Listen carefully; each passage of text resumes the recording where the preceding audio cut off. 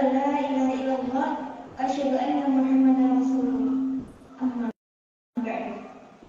Segala puji bagi Allah yang telah selalu melimpahkan rahmat-Nya kepada kita semua, dan segala puji bagi utusan-Nya itu baginda kita Nabi Muhammad sallallahu alaihi wasallam yang telah memperjuangkan agama Islam, yang mana sampailah agama Islam ini kepada kita semua. Di malam yang insya Allah berkah ini, saya Mirza Sabda Putri Azhar akan membawakan kultum yang berjudul Macam-macam Dosa Besar. Menurut kalian, apa aja sih dosa-dosa besar itu? Ada yang tahu?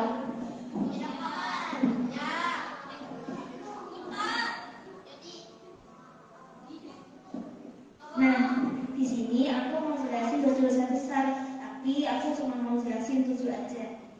Ada satu poin penting yang harus diperhatikan, yaitu dikatakan Rasulullah untuk menjauhi, bukan mendekati. Mendekati saja tidak boleh ya, apalagi untuk melakukannya.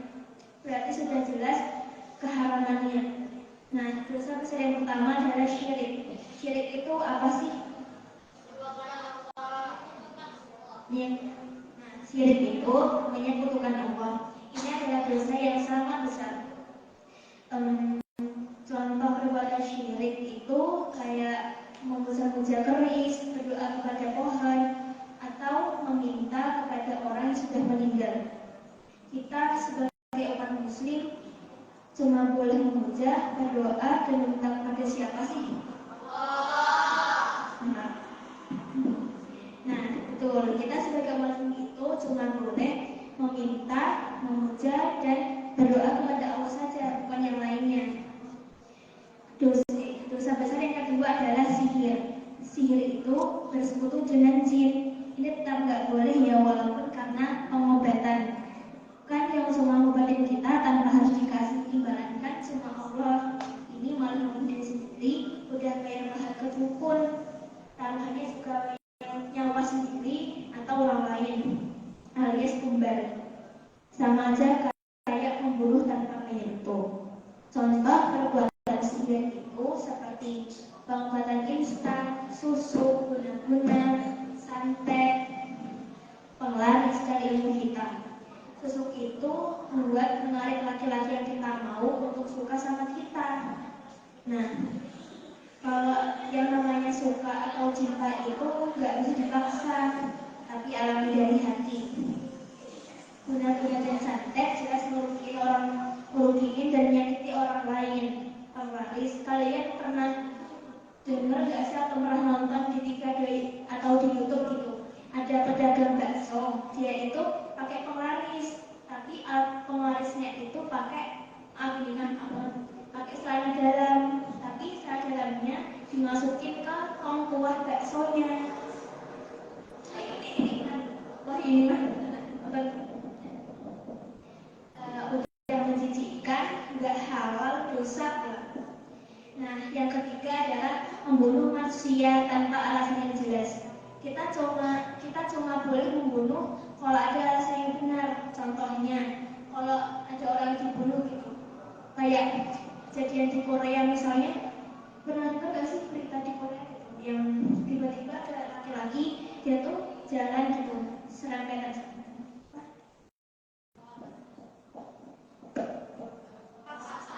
papasan sama orang random, tapi tiba-tiba cowoknya tuh membunuh gitu, menusuk gitu kan nggak boleh gitu. Nah, sama orang lain harus dibalas bunuh juga. Dan dalam peperangan itu kan boleh ya, kan peperangan kan pasti ada bunuh-membunuh gitu. Nah, dosa besar yang keempat adalah memakan riba. Hukuman dari Allah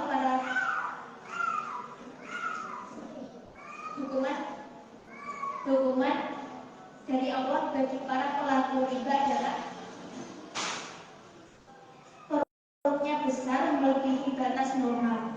Contohnya seperti kredit rumah, motor, atau uang, dan tukar tambah uang diberi lebih atau dikurangi. Dan yang terakhir yaitu pinjol. Siapa yang di sini mau perutnya besar melebihi batas normal? Gak ada kan? Alhamdulillah ya. Nah, yang kelima adalah makan harta anak yatim atau piatu.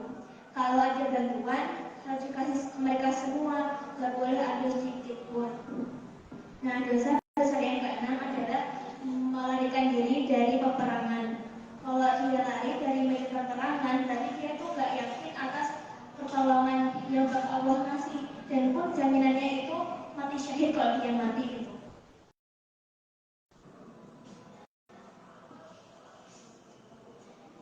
Nah, dosa besar yang terakhir adalah menuduh wanita yang terjaga kehormatannya, seperti Aisyah radhiyallahu anha tertuduh berselingkuh sama siapa ya? Sofwan ya. Kan itu sampai Rasulullah itu diam ke Aisyah gitu, cemburu, itu parah sih, boleh. Apalagi Aisyah perempuan. Nah, contohnya kayak seorang suami untuk istri hamil di luar nikah, sakit banget nanti rasanya itu jadi istrinya. Nah, gimana sih, bagaimana kalau kita melakukan dosa besar gitu? Dengan ya diatasi dengan taubat nasuha. Namun taubat nasuha itu susah banget karena bertahankan istiqomahnya. Aku mau nanya, di neraka itu penghuninya paling banyak siapa? Oh. Nah, tapi apa sih bahan bakar neraka? Ada yang tahu nggak? Api. Bahan bakar neraka.